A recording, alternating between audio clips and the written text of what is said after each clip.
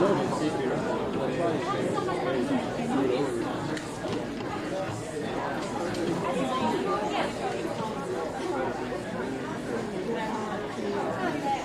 found the equivalence point, but it didn't find the DST and then grab the equivalence are identical.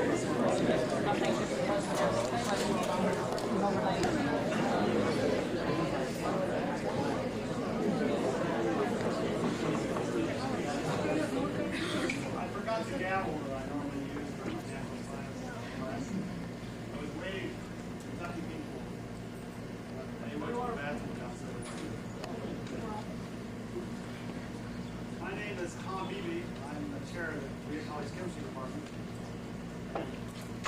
It's a great pleasure, of course, to tell you that we have as a guest speaker tonight Dr. Ronald Hoffman from Cornell University. Ronald was born in Poland, made his way to Brooklyn for high school education, stayed in New York, undergraduate degree at Columbia University, migrated a little bit north to Harvard, where he spent a few years as his doctorate. His expertise is molecular theory, not the type that I draw in organics class, but he has some mathematics involved in it. He speaks 5 languages really fluently. Going to be English tonight.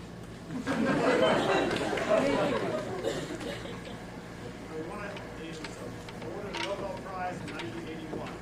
He's had many, many awards since then. I'd like to introduce Dr. Ronald Hoffman.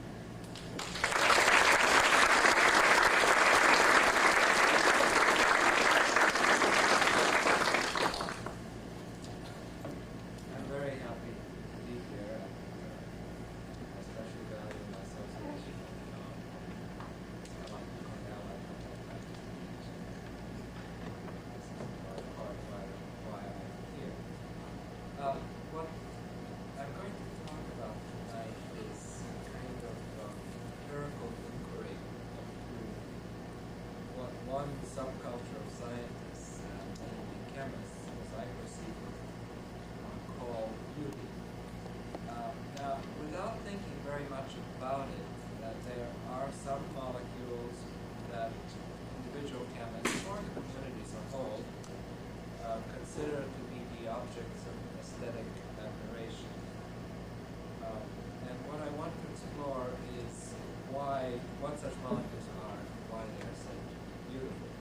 Can you give me a back when I talk to this Tom? A little louder? Okay, try.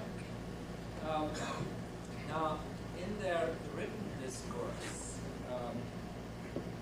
scientists in this fine, ritual, ossified form of communication that they perfected for 200 years, the periodical particle, by and large, emotional descriptors are avoided. And in this neutered third-person discourse, it's another whole talk, I'm going to stop. How it got to be that way. They, by and large, don't show emotional descriptors, even ones as innocent as indicating pleasure and indicating that we find molecules to be beautiful. So it's very difficult to find written assertions, such as, look at this beautiful molecule X. Now, what one has to do is one has to either look for an occasional person who subverts that kind of formula, or to listen better to the oral discourse of lectures, seminars, or still better, the give and take of a research group meeting, or to look at sort of the peripheral written record of letters of tenure evaluation, letters of recommendation, eulogies, award nominations, because in these settings, where the rhetorical setting seems to allow it, then the scientists relax and praise the beautiful molecule of the person who's made one. By virtue of not being comfortable in the official literature, aesthetic judgments in chemistry, largely oral, acquire very much the character of folk literature. To the extent that also this modern subculture of chemists has not rationally explored the definition of beauty, which people have thought about for thousands of years. These informal, subjective evaluations by chemists, when they do occur, of aesthetic value may be inconsistent, even contradictory. They are certainly subfield dependent, subfield organic chemistry, physical chemistry, and so on. Very much like the dialects, rituals, or costumes in tribal groups. In fact, the whole enterprise of excavating what beauty means in chemistry has very much been the flavor of an anthropological investigation. There's basically this bunch of intelligent people who use a natural language to discuss, supposedly intelligent people, who use a natural language to discuss something, but they haven't studied the field. So it's interesting to go in and to see what it is that they think they're talking about. But this is not going to be a seemingly detached critical analysis, in fact revealing surgical irony, the naive concepts of beauty held by supposedly sophisticated people. I think the honesty and intensity of the aesthetic response, when you do hear it, it's suppressed, as I've said.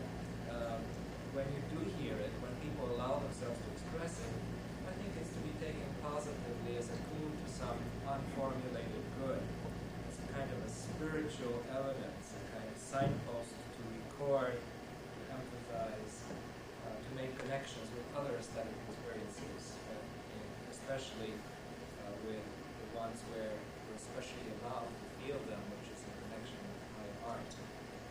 Now, let me begin then. What I'll do is, and this will be a very personal view, let me begin first with the obvious, which was not accessible to us until this century, namely the structure of molecules. Molecules have a shape, they are not static at all, but they're always moving around. But the average positions of the atoms in a molecule define the shape of that molecule. And that shape can be simple or it can be exquisitely complex. And let me just talk first about some molecules to show you the obvious. Next to it, I must have organized here. This, you'll just the first one. Here is a grouping of molecule, and the structure on the left is a molecule with a simple shape. It's called dodecahedrine. It's got 20 carbon atoms at the corners of the dodecahedron. The polyhedron shows the carbons. There's also a hydrogen radiating out. And this was first made in 1982 by Leo Buquet and his co-workers. It was a major synthetic achievement, and it was many years in the making. This platonic solid of dodecahedrine is simply beautiful and beautifully simple. Molecule number 2 here has been dubbed Mangsane by its makers, William Parker and his co-workers at the University of Glasgow. Just so you know why it's called Mangsane, here is the this is the coat of arms of the Isle of Man. Someone from the Isle of Man is called Manx. Mangsane. If you've forgotten your geography about where the Isle of Man is, then I'll explain the symbolism of this. The Isle of Man kicks Scotland, spurns Ireland, and kneels to England. Symbolism. This is caught in the Irish Sea, in the very independent-minded piece of this world. The shape of that molecule that you saw before, again in the middle, recalls this shape, which has a fancy Greek name that I can't pronounce, of the Isle of Man, of the coat of arms of the Isle of Man. And this beautiful spider-shaped molecule here is one, it's called Superfane, trivially, and was made by Virgil Buckerhead and his group some time ago. All of these are simple, symmetrical, and devilishly hard to make. Okay. Now, and and they go into the mind as being beautiful without our saying much about it. But we'll come back to that because there's some interesting things about that. We think about why it is that symmetrical objects, we think that why do we think they're beautiful. But I want to try and show you now something. I want to take you a little bit further in this. I want to show you a structure whose beauty still resides in some way in the symmetry of the structure, but now in a slightly more complicated way. And this is the following structure, which is here. This is a group of compounds that is made by two groups in Germany and one in England, Arndt Simon, Tony Cheatham, and their co-workers. And it has the generic formula sodium, niobium 3, oxygen 6. And there's a number of these compounds. Now, these are not discrete molecules, but they are extended structures in which sodium, niobium, and oxygen atoms run on in a small crystal almost indefinitely. Now, some conventions that you see here in the color at the top, the small white circles are oxygens, the stipple spheres are niobiums, and the crosshatched ones are sodiums. Now, the perspective here chops out a chunk from the solid, and it leaves it up to us to extend it, and that takes some practice. But deconstruction aids construction. So what I want to do is to take apart the structure to reveal its incredible beauty, because at first sight it just looks plain complicated. And what you see right away in the structure is that it's made out of layers and slabs. It's a three-dimensional structure, but here is one layer which I've marked A, another one that's marked B, and these layers then repeat in the third dimension to give the full structure. And so here are the layers pulled apart a little bit, and in the spirit of taking it apart, we're going to look at these one at a time. So let's look first at the harder one, and that's layer B. And the building block of this layer, which I'll spend just a few minutes to build up with you, the building block of this layer is an octahedron of oxygens around the niobium. In this layer, there are only oxygens and niobiums. In the other layer, there are only niobiums and sodiums. So let's look at layer B. The building block is an octahedron, and here are, in this picture, are two drawings of octahedra of oxygens, 6 oxygens around niobium. A simple platonic solid. This is a point object at this point. From this point object, I will build up the three-dimensional structure. And what is the difference between these and the ones that are on the left here? First of all, these are just the ones on top rotated in space. So let's look at just the ones at top first. And the difference is that in one of them, the one on the left, lines, you could call them bonds, are drawn from the niobium to the nearest oxygen. And in the one on the right, those lines are omitted, and instead the oxygens are connected up to form an octahedron. Which picture is right?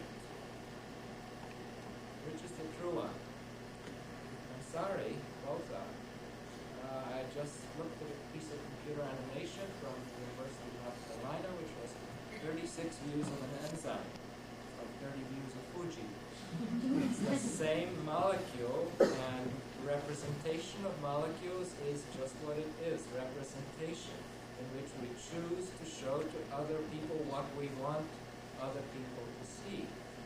And it's very important to admit, to fess up to this, especially in an audience of people with humanities, because it takes away a little of this hubris of scientists that somehow they have a claim to reality and knowing what it's about, because reality isn't quite as obvious as you think it is, and this is important in this context to show that there are two views.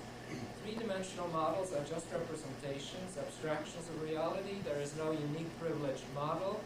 There is an infinite variety of representations. In the one at left, the choice is deemed to lie in the chemical bonds, which is a pretty good choice. There are niobium-oxygen bonds. There are no oxygen-oxygen bonds. So why is one drawing lines between the oxygens? and the one at the right? Because the one at the right communicates, even with that niobium swimming around in the middle, not seeming to be helped, it speaks, I'm an octahedron to you. It tells you I'm an octahedron, and that's what you're trying. Sometimes that's all you want to communicate from this. So, you may wonder, these are just these turned on the side. You may wonder where these are in this structure. Let me show you that they're in this, and this is why I turned them on the side. I'm sorry, I'm moving. It's my fault. If you look at this one over here, and now I will go back to this picture over here, you see one of those octahedral views from the side. Now, it's more complicated than that, because what happens next is that these octahedra, which are zero-dimensional point objects, are then extended infinitely in space into, first of all, one-dimensional chains by sharing two vertices of this octahedron with the next octahedron down the line. And I can show this to you. This is just that structure again, in three different views over here, perhaps whichever one you think is easiest to see. But you see here a view which emphasizes the edge that is shared between these octahedra. And in fact, I'm using here the viewpoint, which is the one that emphasizes the octahedral character. And every chemist knows there are no bonds between oxygens in this structure. But I'm using this notation to emphasize some aspect. This is a side view, equally clear. That's a view closer to the one that you see in the material that I showed you. But when you look at this here, look at this looking down here, you see this and you see one stippled ball slightly offset from the other stippled ball. And here you saw one stippled ball right behind the other stippled ball.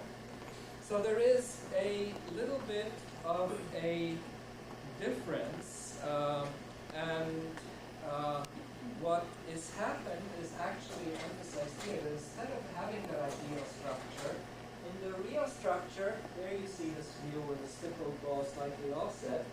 What happens in the real structure is the niobiums swim slightly drunkenly off the centers of their octahedra, if you like, and the oxygens move a little asymmetrically around as well. Would you like to know why there occurs this departure from ideality? So did we. I can give you a reference to a piece of a paper where we talked about this. For the moment, I'd like you to accept that this symmetrical asymmetry is one of the complexities that makes life interesting. And I'd like you to question in your own mind why you feel slightly unhappy that this object is less symmetrical than the simplest, most symmetrical structure that you can imagine. It's a psychological thing. It's nothing to do with science. Why are we upset when things aren't symmetrical? Okay, now come back to that. The next thing that happens is these one-dimensional chains of edge-sharing octahedra, as I would call this structure, link up into two-dimensional layers by every one of these vertices, of these lines, sharing these vertices with another octahedral chain next to it. Now, if you take a look down from the top on such a system, you could imagine that they would look like that. These are now these, I emphasize the vertex sharing, not the edge sharing, between neighboring octahedra. But instead of looking the way that they look like at top, they instead go like this. Since nature's just insubordinate, using to do the simplest stupid thing that our minds, or the simplest thing that our stupid minds imagine it should do. And there's a lesson for us. So there is, so it goes actually like this, and you can see these layers. Here they are now, and the way I would describe this layer B is that it's composed of octahedra, which combine into infinite one-dimensional edge-sharing chains going into the blackboard, the screen, and then sharing vertices to form these two-dimensional layers. That was the more complicated layer. Now that was messy. Let's look at layer A, which looks simple, because it looks just like a needle of niobiums and a needle of sodiums going into the blackboard. But when you look at it from the front, from this direction over here, then you find the final piece of insubordination of the structure. And that is, instead of looking simple, the sodiums do space about equally, used to the side, but the niobiums pair up. And they form pairs. So these are shorter and that's a longer distance over here. And if you look at the actual bond length in those things, this is now a chemical detail, this bond length here turns out to be around 2.65 angstroms and is really quite short. And there is really a bond of some sort that is formed. And this is another thing that, that we have discussed. There is, in fact, a driving force for this effect, for this bondage. Now, that's not really what I want to talk about. I just want to talk about really what is beautiful about the structure. Because I've taken some time to show it to you. Let me tell you why I think this molecule is a highly aesthetic object. It has something to do with the structure, but it's obviously something a little bit more complicated than finding a dodecahedron or a soccer ball. Beautiful. I think what's going on is here that the beauty is in the incredible interplay of dimensionality that's going on here. I mean, if you start to think about this, two-dimensional slabs which are assembled from one-dimensional chains of edge-sharing octahedra, zero-dimensional point objects around an niobium, and then these one-dimensional chains then share vertices, and then these two-dimensional slabs interlink with the other slabs by bonding somehow with these one-dimensional needles here. And then, in a final twist of this molecular scenario, these one-dimensional needles pair up niobiums, as I showed you in a previous slide, declining to space equally. The sodium niobium 3O6 structure self-assembles in small black crystals, an aesthetic testimonial to the natural forces that shape the molecule, and to the beauty of the human mind and hands that most unnaturally brought this object into being. Now, when you think about what's going on in this contemplation, it's very hard to escape the feeling that it's very different, that it's not very different from what people in aesthetics have when they thought about it. Aesthetics does go back to Greek philosophical times, and there are some primary figures in it through the Western philosophical tradition. It's a branch of philosophy that's well developed. And one of the important figures in that is Kant. And Immanuel Kant, here is something that he says about the aesthetic form of objects. I put it on a transparency because it's a reasonably complicated statement. If you think it's easier in German, I have it in German too. There is the one sentence I want to translate starts from eben so and ends over here and has a lot of long words in it. And the verbs are at the end. It's pretty bad even in its abbreviated form, so let me take you through the sentence. He who feels pleasure in the mere reflection upon the form of an object, and here he means form, he means in a vaguely artistic sense of form, let's say the shape of an object here, justly claims the agreement of all men, because the ground of this pleasure is found in the universal, although subjective. He agrees that beauty is in the eye of the beholder to some part, to some extent, but it's to be found in the universal condition of reflective judgment. That is, an aesthetic act is something that goes on in the mind, like most of the good things in this world. Condition of reflective judgment, that is, the purposive harmony of an object. Now, purposive here is a bad translation of an impossible to translate German word, Zweckmäßigkeit. which means something, the end toward which something is attuned. The purposive harmony of an object, whether a product of nature or art, he likes parentheses. This is another important recognition. Beauty is there in a sunset, and beauty is there in this molecule. Natural, unnatural has nothing to do with beauty, that distinction. So that is the ground of this pleasure, to go back, is to be found in the universal, the subjective condition of reflective judgments in the mind, in thinking about the purposive, the intended harmony of an object, natural or unnatural, in the harmony of that object with the mutual relations of the cognitive faculties, the imagination and the understanding. That is, the act of seeing that something is beautiful comes from reflection. It comes from an interplay of that object with something in the minds and with the faculties which are important of imagination and the understanding. And this statement, though he might have intended to apply it in the context of painting, just as much, I think, goes for what goes on in the mind of a chemist in taking you, in looking at this molecule. Now, I think I would argue that it's also no different in the sense that if I didn't take you through this molecule, you would think that it was uninteresting and therefore not beautiful, and maybe be afraid of it. All those problems are tied up together. But this is no different than people's reaction to modern art or modern music. There are things which you need someone, preferably a boyfriend or girlfriend, but in the absence of that, a professor, to take you through something, to introduce you to something, to make you see what you yourself didn't see in that object before.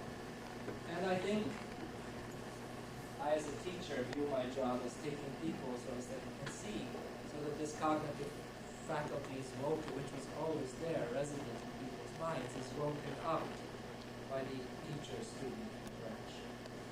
Now, that is, let me shut this off because that's all I needed for. This was just meant, some of you saw this afternoon, this is just meant to remind me to tell you that I have committed a certain kind of theoretically based sin here, talking about the beauty of molecules, that I've neglected the actual beauty that I'm really talking about, a very cognitive aspect, and those of you who know that I'm a theoretician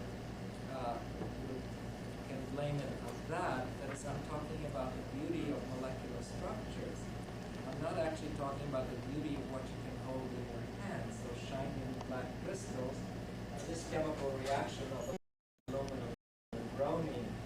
There is beauty both in the beginning and the end of it, the brown bromine, the shiny aluminum, even the ugly aluminum bromide that emerges here. And there is certainly beauty in the intermediate point of the chemical reaction. But what I want to talk about is actually about beauty on a microscopic level, structure. So let's go on. So it's clear that structure is a source of pleasure through our contemplation, that simple structures have a clean way into our minds and are seen by us. It's beautiful, but even structures that look a little bit more complicated, the very aspect of structure has some touches and something close. Now, can one say much by way of approbation for this one?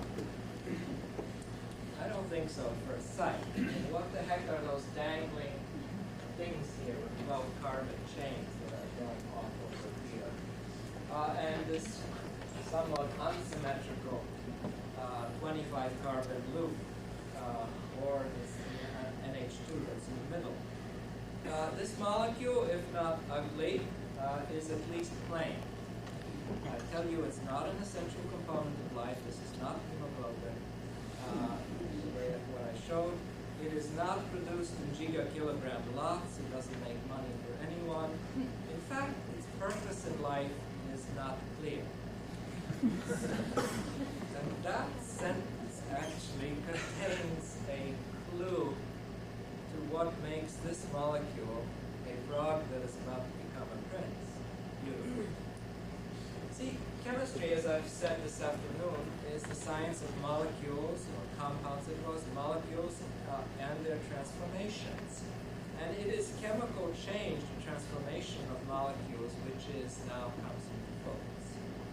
Beauty or elegance may reside static in the very structure, as I tried to show you in a complicated structure a while ago.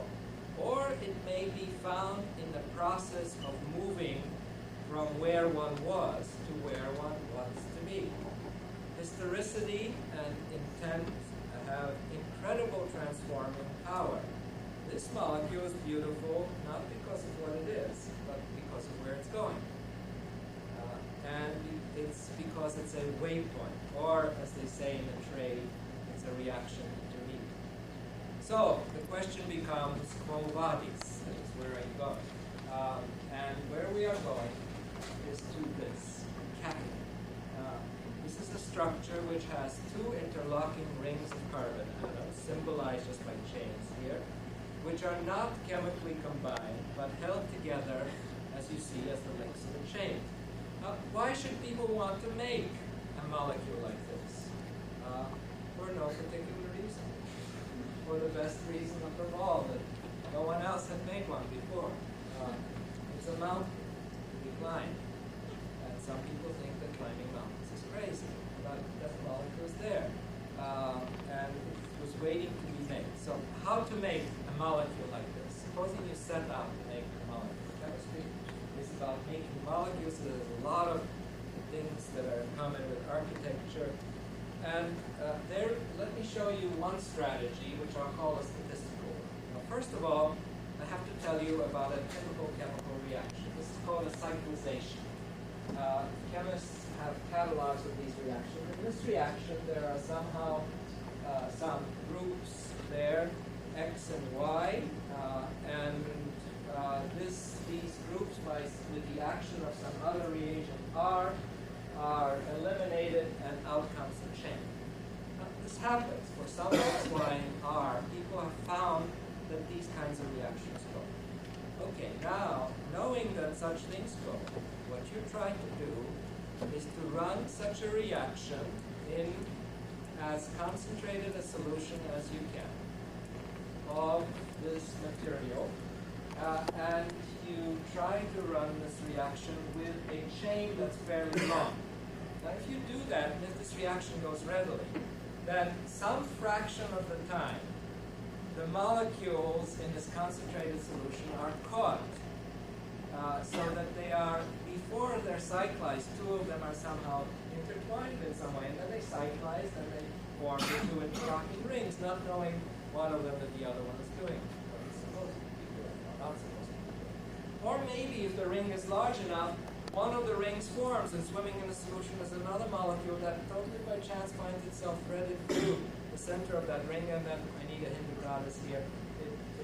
It cyclizes to give the two interlocking rings. Now, this is, you can see why this is called a statistical procedure. The reason it works is that these molecules are small, and there's an awful lot of them. They're typically 10 to the 20th in a typical reaction pot, bouncing around crazily, doing their thing, sometimes doing what we want them to do.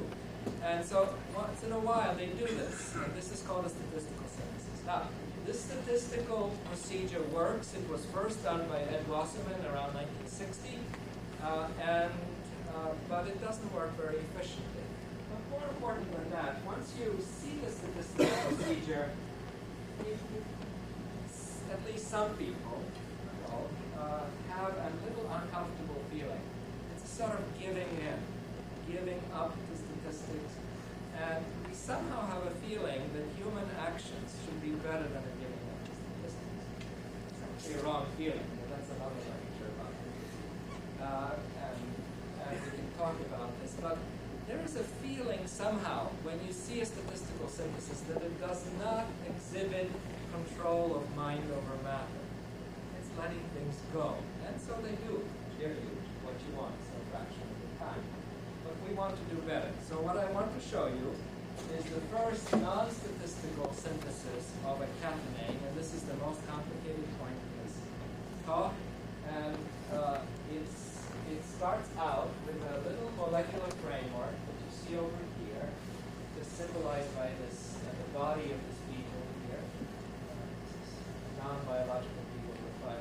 here, the body of this hypothetical creature, and then hanging off it are these X, Y's, and Z's.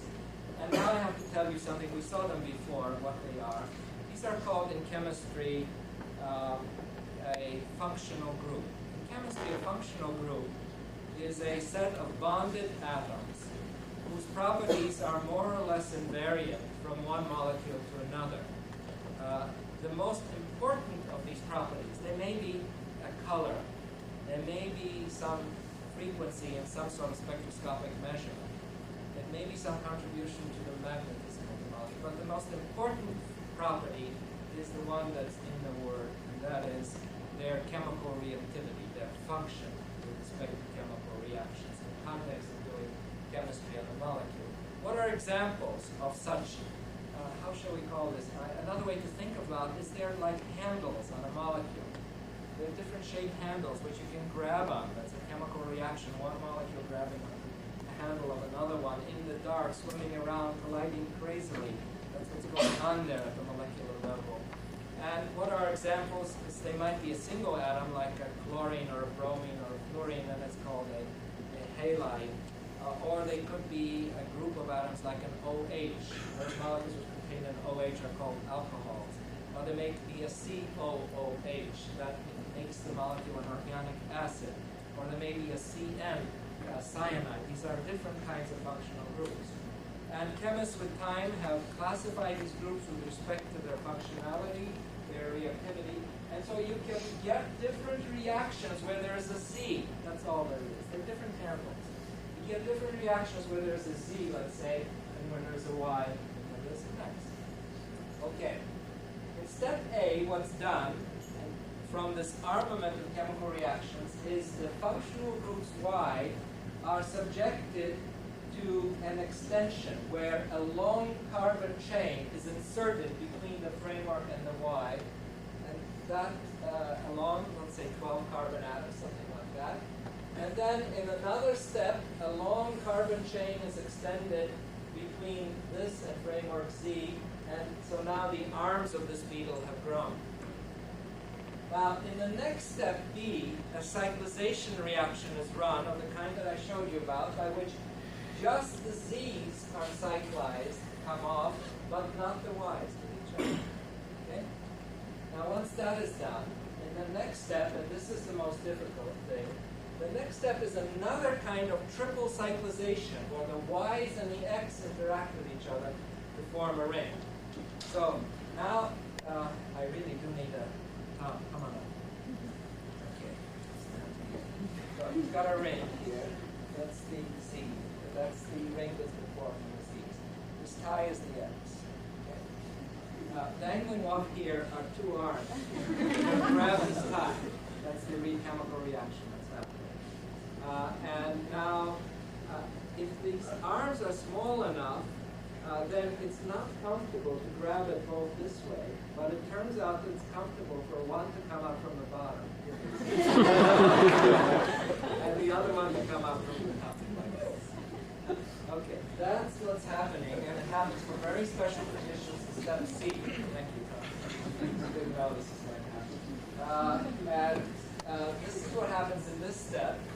And then in the last step, D, that framework underneath the carapace of the beetle here is mercilessly, ruthlessly torn to pieces. The thing which allowed this whole thing to go on, Tom's body in this case,